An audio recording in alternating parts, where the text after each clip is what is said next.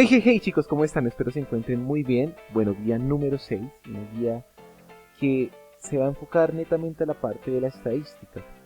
Entonces, en un primer momento lo que vamos a hacer es hacer un recuento de qué es la estadística y sus elementos, porque a partir de estos elementos vamos a desarrollar el taller. El taller está conformado por 5 puntos muy sencillos de realizar siempre y cuando usted siga las indicaciones que se van a dar en los videos. Entonces es importante que usted esté muy pendiente de cada uno de estos, ¿verdad?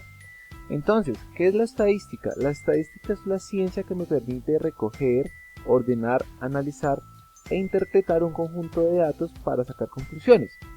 Todo ese proceso se llama sistematización, ¿listo? Lo que es recoger los datos, ordenarlos, ¿listo? Y representarlos se llama sistematización. Luego viene la parte del análisis y la parte de la interpretación de esos resultados y de esas medidas que representan el conjunto de datos. Va a encontrar dos vertientes, dos tipos de estadística. La estadística deductiva o descriptiva o la estadística inferencial o inductiva. ¿Listo, chicos? Entonces vamos a ver que existen dos tipos de estadística, la descriptiva y la inductiva.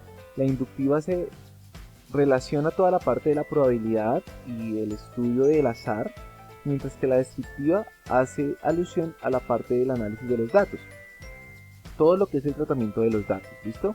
Entonces,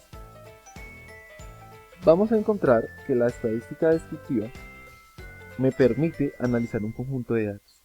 Ya dijimos que lo que buscamos es sistematizarlos para poder analizarlos de una mejor manera.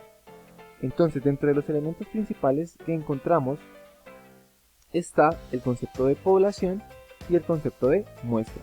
Entonces, la población es el conjunto de elementos, individuos, pueden ser objetos, animales, lo que usted quiera, sobre el cual se va a hacer una investigación, sobre el cual usted quiere analizar alguna característica de esa población. Y la muestra es una parte significativa de esa población. ¿Listo? Entonces acá está representado por el conjunto. La población pues serían todos los individuos, la muestra sería esta parte, este subconjunto pequeñito pintado de rosado, sobre el cual pues se realiza la investigación. Entonces, ¿qué pasa? Que si yo realizo la investigación o la recolección de datos sobre toda la población, eso se llama un censo. Cuando yo le hago la recolección de datos a toda la población, a toda, se llama un censo.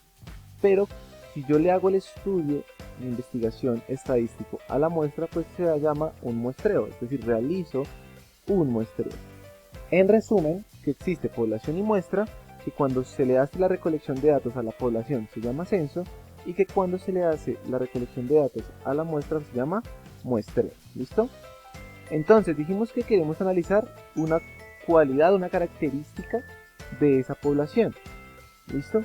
Eso se conoce como variables. ¿Listo?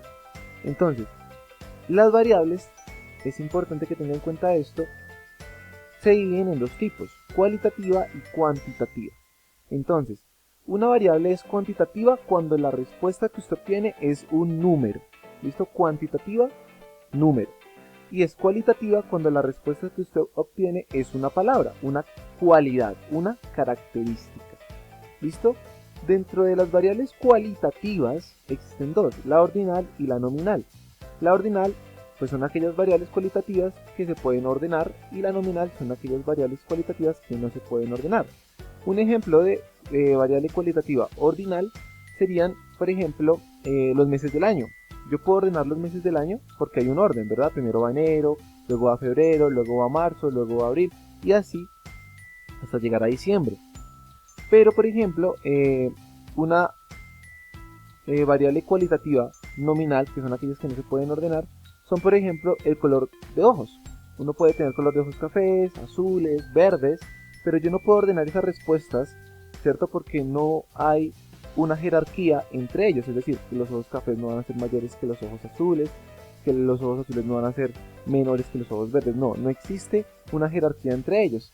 Mientras que, por ejemplo, con los meses del año sí existe esa jerarquía, entonces sabemos que enero es el primero y que diciembre es el último. Mientras que las variables cuantitativas, pues cuando usted pregunta, la respuesta que obtiene es un número. Y existen dos tipos, continua y discreta.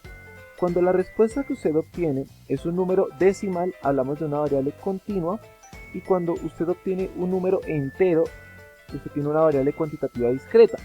Ejemplo, si usted le pregunta la estatura a alguien y le dice 1,6 metros, 1,6 es un número decimal, por lo tanto es un número, sí, entonces es cuantitativa, y al obtener un número decimal usted sabe que es cuantitativa continua. Si por ejemplo usted pregunta el número de hermanos, ¿cuántos hermanos tiene? Usted va a decir pues 2, 3, 4, dependiendo del caso. Ese número es entero, usted no tiene 3,6 hermanos, 3,7 hermanos, no, usted tiene una cantidad entera de hermanos. Como la respuesta es un número y es un número entero, tenemos una variable cuantitativa discreta, ¿listo? Esto por favor anotarlo en el cuaderno, principalmente porque son los elementos con los cuales vamos a trabajar. ¿Listo, chicos? En el siguiente video le voy a explicar cómo sistematizamos los datos recolectados, ¿listo?